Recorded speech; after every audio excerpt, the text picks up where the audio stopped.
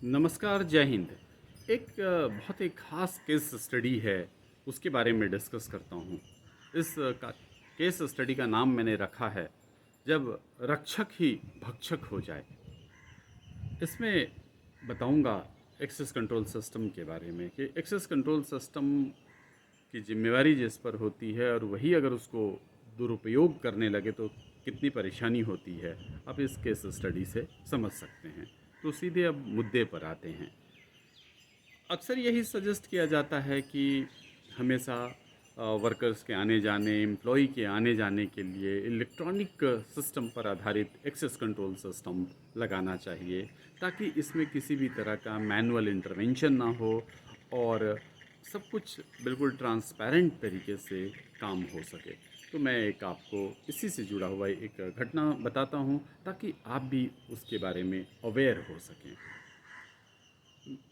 मेरी एक कंपनी थी, काफ़ी कई साल हो गए हैं, थोड़ी पुरानी बात है, वहाँ की घटना मैं सुना रहा हूँ।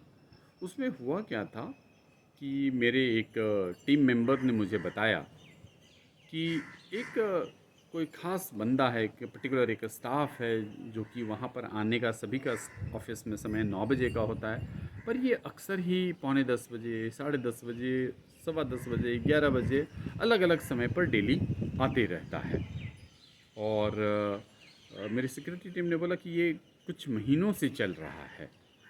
तो मुझे बड़ा आश्चर्य हुआ, क्योंकि अगर कोई आदमी डेली लेट आ रहा हो तब तो उसकी सैलरी ज़ीरो हो जाएगी। जो अटेंडेंस का नियम और अटेंडेंस से जुड़ी जो सैलरी है उसमें नियम तो यही है।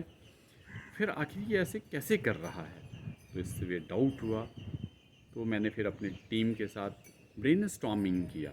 उनसे मैंने कहा कि क्या हो सकता है, क्या हो सकता है। फिर मैंने उनको कहा कि थोड़ा पता करो कि उसकी सैलरी आ रही है, जीरो सैलरी आ रही है। तो फिर टीम ने यही बताया कि सर उसकी सैलरी तो पूरे के पूरे 26 दिन की सैलरी आ रही है। तो और मैं आश्चर्य में पड़ गया।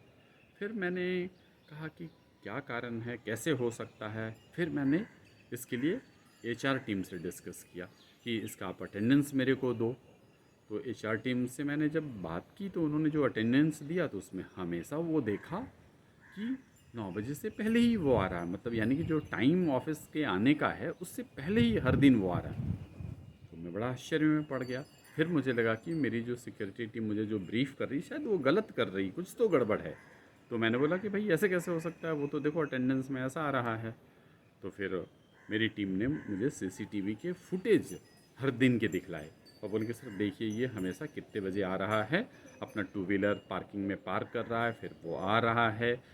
और साथ ही साथ में उन्होंने 9 बजे का समय में भी दिखा, जिस समय का वो पंचिंग उसमें सिस्टम में दिख रहा था। तो मुझे फिर गड़बड़ लगा। फिर मैं अपनी टीम के साथ दोबारा डिस्कस किया, बाहर के लोगों के साथ भी डिस्कस किया। तो मेरे एक अनुभवी मित्र हैं, उन्होंने मुझे कहा कि कहीं ऐसा तो नहीं कि वो जो आदमी है वो आईटी टीम का है। तो फिर मैंने पूछा तो बोल पता चला कि हाँ वो तो आईटी एडमिनिस्ट्रेटर है। तब बात समझ में कुछ कुछ दिमाग में आया। इसके बाद फिर मैंने एचआर टीम से बात की। एचआर टीम से मैंने बोला कि इस बंदे का पूरे दिन भर का जो पिछले 3 महीने के हैं सभी तरह की जो रॉ अटेंडेंस डिटेल है वो दो। फिर मैंने वो रॉ डिटेल देखा, तब मेरा दिमाग घुमा। उसमें जो डिटेल था उसमें ये था कि वो वाकई में जैसे जो सिक्योरिटी टीम ने मुझे बताया था और सीसीटीवी फुटेज में जो दिखाया था उसी के हिसाब से उसका अटेंडेंस मार्क किया हुआ था, जो सबसे पहला अटेंडेंस था। फिर उसके बाद उसको एडिट किया हुआ था। आजकल सबसे अच्छी बात क्या है कि इस तरह के मॉडर्न सिस्टम में अगर किसी तरह का कोई एडिट किया जाता है और कौन एडिट करता है, इन सब का डिटेल सिस्टम में आ जाता है। तो ऐसा होते ही मुझे समझ में आ गया, मुझे दिख गया उस पूरे डिटेल में कि उसी आईटी एडमिनिस्ट्रेटर ने डिटेल को एडिट कर रखा था, अपने सारे अटेंडेंस उसने करेक्ट कर रखा था।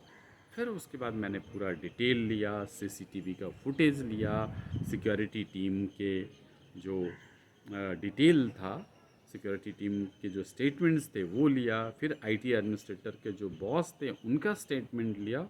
और उन सब के बेसिस पर मैंने एक इन्वेस्टिगेशन रिपोर्ट बनाई और मैनेजमेंट को उसमें बताया कि इस आईटी एडमिनिस्ट्रेटर ने अपने एक्सेस का फ़ायदा उठाकर कैसे अपने अटेंडेंस को चेंज किया है।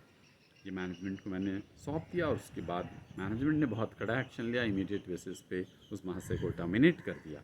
तो इस केस स्टडी को समझें आप, और आप भी जिस साइट पे काम कर रहे हों तो इस केस स्टडी में जो बात बताई गई है उसको ध्यान में रखकर आप भी इसका फ़ायदा उठा सकते हैं, और आपके यहाँ भी कोई अगर गलत कर रहे हैं तो उन्हें रोक सकते हैं, उन्हें दंडित करवा सकते हैं। तो मुझे उम्मीद है कि ये मेरी जो केस स्टडी है ये आपको समझ में आया होगा।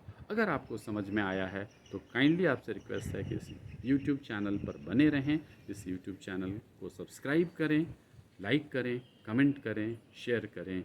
जय हिंद।